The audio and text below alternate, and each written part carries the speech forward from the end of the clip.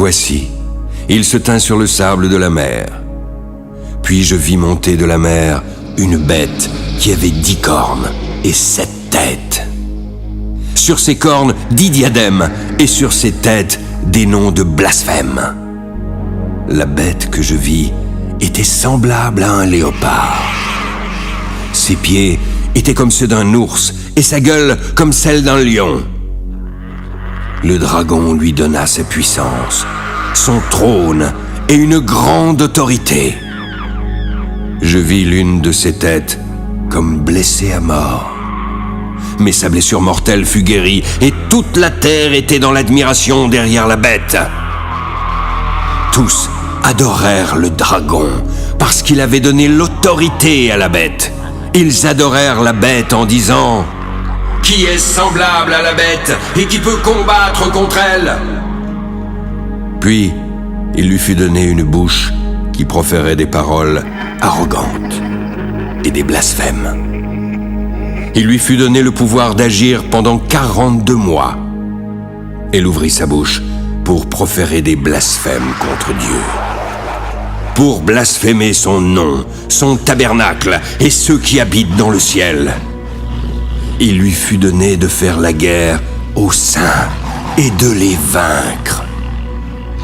Il lui fut donné autorité sur toute tribu, tout peuple, toute langue et toute nation, et tous ceux dont le nom n'a pas été écrit dès la fondation du monde dans le livre de vie de l'agneau qui a été immolé l'adoreront.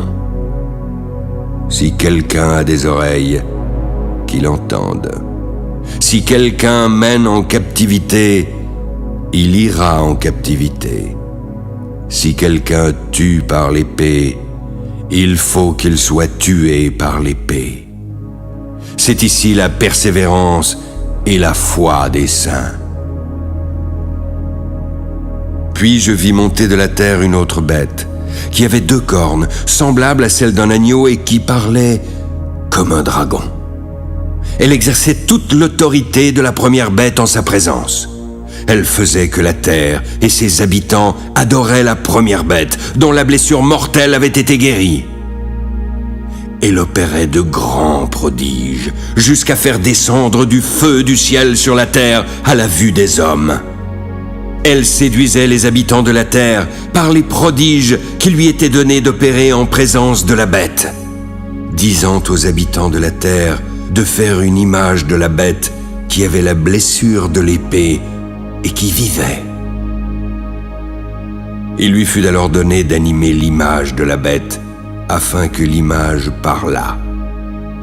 Puis elle fit que tous ceux qui n'adoreraient pas l'image de la bête fussent tués. Elle fit que tous, petits et grands, riches et pauvres, libres et esclaves, reçussent une marque sur leur main droite ou sur leur front, afin que personne ne pût acheter ni vendre sans avoir la marque, le nom de la bête ou le nombre de son nom. C'est ici la sagesse, que celui qui a de l'intelligence calcule le nombre de la bête, car c'est un nombre d'hommes, et son nombre est 666.